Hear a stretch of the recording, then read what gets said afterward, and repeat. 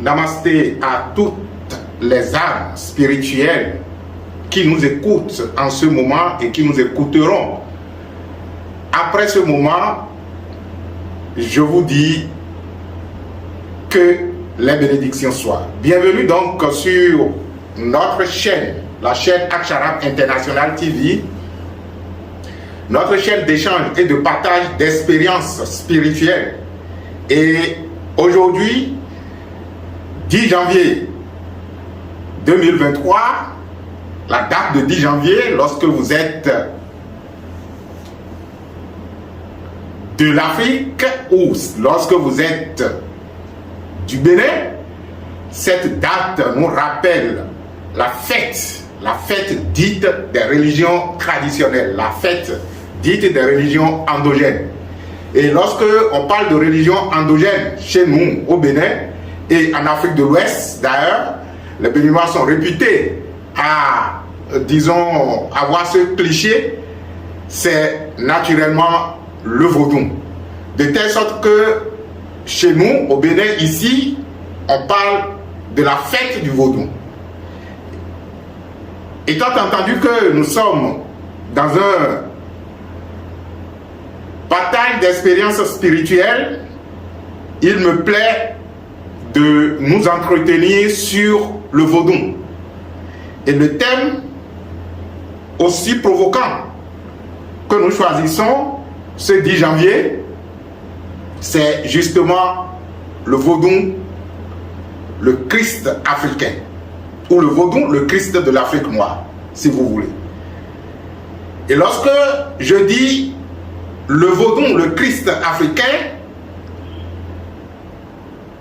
je provoque votre intellect, je provoque votre conscience afin de déclencher une crise de conscience qui naturellement, à partir des interrogations, les bonnes d'ailleurs, vont vous faire réfléchir, vont vous faire des introspections intérieures pour voir si il n'y a pas une logique dans ce que nous sommes en train de dire et si, entre-temps, on ne s'est pas perdu de voix.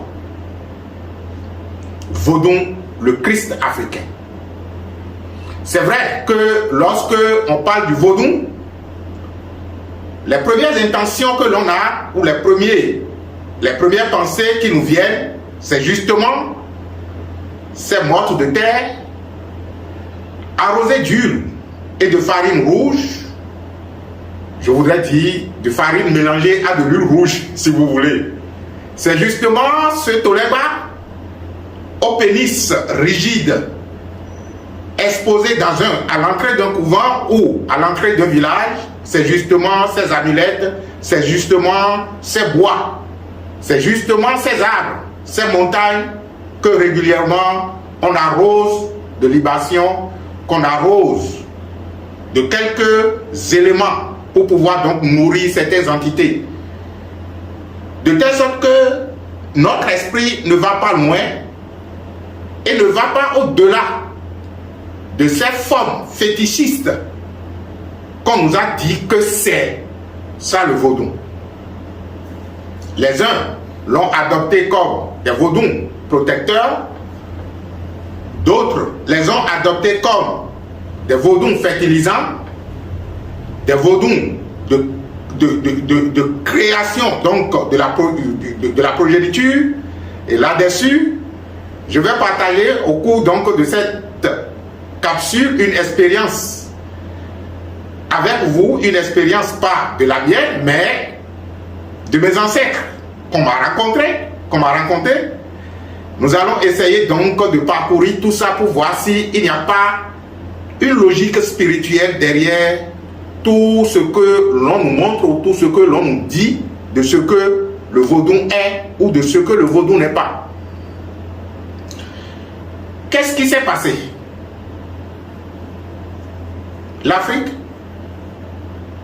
comme tous les peuples d'ailleurs, a sa culture et ses cultes. Lorsque vous traversez le continent asiatique, vous allez constater que d'une certaine façon ou d'une autre, d'une communauté à une autre, ils ont leurs pratiques culturelles et cultuelles. Et même si vous allez rencontrer quelques différences d'une communauté à une autre dans un même espace géographique, surtout lorsqu'il s'agit d'un espace socio-culturel, vous allez constater que les pratiques se ressemblent. Et lorsque vous venez en Afrique, vous allez voir justement, même si finalement on nous a divisés en des pays qui n'ont rien à voir avec les aires, les espaces, je voulais dire, sociaux, culturels, vous allez constater qu'il y a des similitudes de pratiques culturelles et culturelles entre certains peuples qui aujourd'hui se retrouvent éparpillés dans plusieurs pays.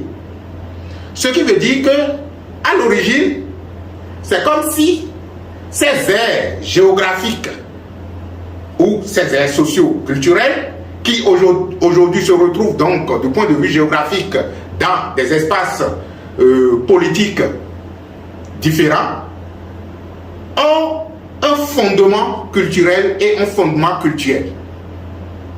Et lorsque on fait l'analogie, la comparaison de ces cultes, vous allez constater tout simplement que c'est comme si on dira le noir africain est le noir africain.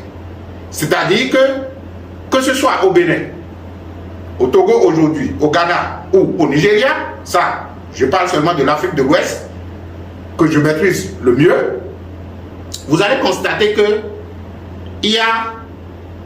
chaque peuple représente Dieu d'une certaine façon ou d'une autre à partir des éléments qu'on peut toucher physiquement. Je ne vais pas me mettre donc à dire que tel peuple en représente avec tel autre, mais vous allez voir par exemple des assemblages de fer pour certains peuples qui, eux, représentent leur Dieu ou un Dieu spécifique. Vous allez voir par exemple des peuples qui, pour eux, c'est peut-être la montagne qui représente une divinité de protection ou de ci ou de ça. Pour d'autres, c'est peut-être un cours d'eau, un fleuve, ou peut-être un simple marigot. Pour d'autres encore, c'est peut-être un arbre, un iroko ou un arbre emblématique que l'on symbolise comme étant telle ou telle divinité. Et lorsque vous allez dans les couvents, je ne vais pas trahir, tenez-vous bien, le secret des couvents, lorsque vous allez dans les couvents et que vous rentrez dans les petites cases dédiées aux divinités, c'est justement du point de vue visible que vous allez voir peut-être quelques tessons de bouteilles, de canaries, ou peut-être des canaries spécifiques, ou de telle ou telle figurine qui naturellement est le symbolique d'une divinité. Mais ce qu'il faut constater, n'est pas la forme. Ce n'est pas la forme. Parce que avant qu'on érige la forme, il y avait eu naturellement des énergies qui ont été condensées, qui ont été, je vais dire, représentées. Et lorsqu'on dit nous avons représenté, cela ne veut pas dire que c'est la chose.